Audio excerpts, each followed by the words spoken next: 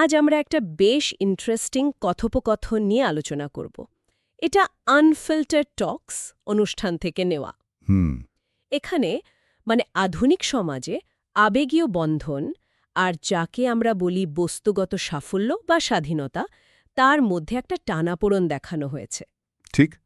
সম্পর্কগুলো কি ক্রমশ লেনদেনের দিকে ঝুঁকছে, এটাই মূল প্রশ্ন।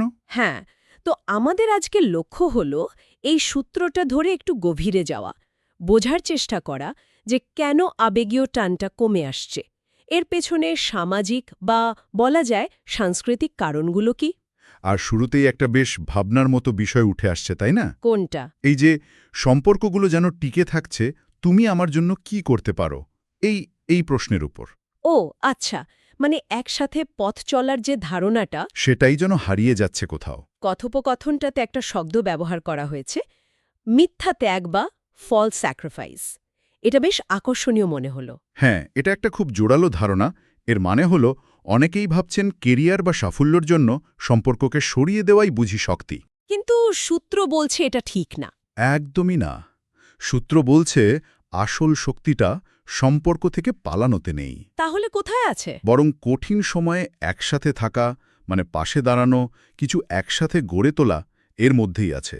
এই যে মানসিক শ্রম বা ইমোশনাল লেবার বলি আমরা, অন্যের অনুভূতি বোঝা, মতের অমিল সামলানো, এইগুলো। হ্যাঁ, এই জরুরি কাজগুলো করার ইচ্ছেটাই যেন কমে আসছে। আর এই শ্রম এড়িয়ে যাওয়াকেই ত্যাগ বলে চালানো হচ্ছে। তাই এটা মিথ্যে ত্যাগ। আচ্ছা, আর এই প্রবণতার কারণ কি?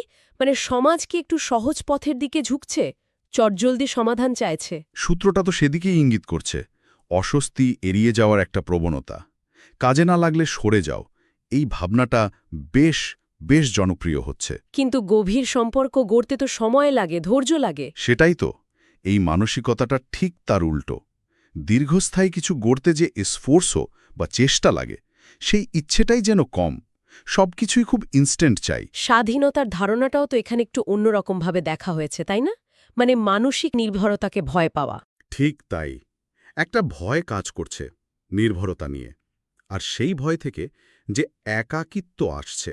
সেটা কি অনেকে শক্তি ভাবছে? হ্যাঁ, শক্তি বা স্বাধীনতা ভেবে ভুল করছে। ফলে যখনই মনে হচ্ছে যে অন্যের থেকে আর কিছু পাওয়ার নেই, উপযোগিতা শেষ, তখনই সম্পর্কটা ঠুনকো হয়ে যাচ্ছে, একদম ট্রানজ্যাকশনাল। অনেকটা তাই, ব্যবহারিক বা লেনদেনের মতো হয়ে দাঁড়াচ্ছে। এই ভ্যালিডেশন আর কানেকশনের মধ্যেকার যে বিভ্রান্তি, সেটা নিয়েও তো কথা হয়েছে।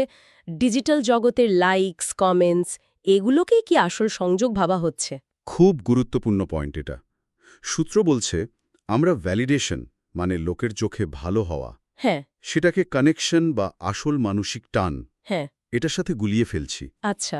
নিজেকে গুটিয়ে নেওয়া, সম্পর্ক থেকে সরে যাওয়া, এটাকে অনেকে হিলিং ভাবছে। কিন্তু আসলে হয়তো তারা শুধু চ্যালেঞ্জটা এড়াচ্ছে। কারণ সম্পর্ক টিকিয়ে রাখাটা কঠিন, ছেড়ে দেওয়াটা অনেক সহজ মনে হয়। কথোপকথনটাতে একটা ছবি খুব নাড়া দেয়, বিশাল বাড়ি, ভালো চাকরি।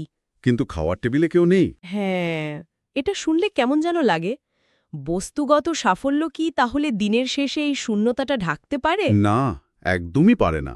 সূত্রটা এটাই মনে করিয়ে দেয়, দিনের শেষে মানুষের অভাবটা তো মানুষই পূরণ করে, দামি জিনিস বা ব্যাংক ব্যালেন্স নয়। এই একাকিত্বের একটা গভীর দাম দিতে হয়, যা হয়তো সাফল্যের চাকচিক্যে প্রথমে বোঝা যায় না। তাহলে মূল কথাটা এই দাঁড়াচ্ছে যে আমাদের পেশাগত পরিচয় বা সাফল্যের আগে আমরা আসলে ইমোশনাল বিং, তাই তো? অবশ্যই, আমরা আবেগপ্রবণ মানুষ।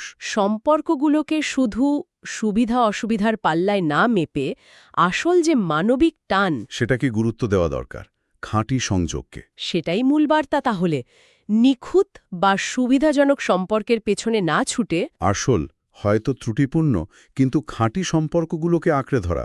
কারণ দিনের শেষে কি আপনার পাশে থাকছে, সেটাই তো আসল। তাহলে এই আলোচনা থেকে আমরা এটাই বুঝতে পারছি যে আমাদের প্রায়োরিটিগুলো, অগ্রাধিকারগুলো হয়তো নতুন করে ভাবার সময় এসেছে। হুম। শুধু লোক দেখানো সাধুনতা বা ব্যক্তিগত সাফল্যের পেছনে না ছুটে প্রকৃত মানবিক সংযোগের দিকে মনোযোগ দেওয়া জরুরি। যেমন ধরুন, খোলাখুলি কথা বলা। কারোর সাথে হয়তো চুপচাপ কিছুক্ষণ সময় কাটানো। হ্যাঁ, বা কঠিন সময়ে পাশে থাকা। এই ছোট ছোট জিনিসগুলো আর এই সূত্র থেকে অনুপ্রাণিত হয়ে একটা প্রশ্ন আমরা নিজেদের করতেই পারি, কি প্রশ্ন? যে আজকের দিনে এমন কোন ছোট বাস্তব পদক্ষেপ নেওয়া যায় যার মাধ্যমে হয়তো একটা আপাত লাভের থেকে একটা অর্থপূর্ণ সম্পর্ককে একটু বেশি গুরুত্ব দেওয়া হবে। বাহ, এটা তো দারুণ একটা চিন্তার খোরাক।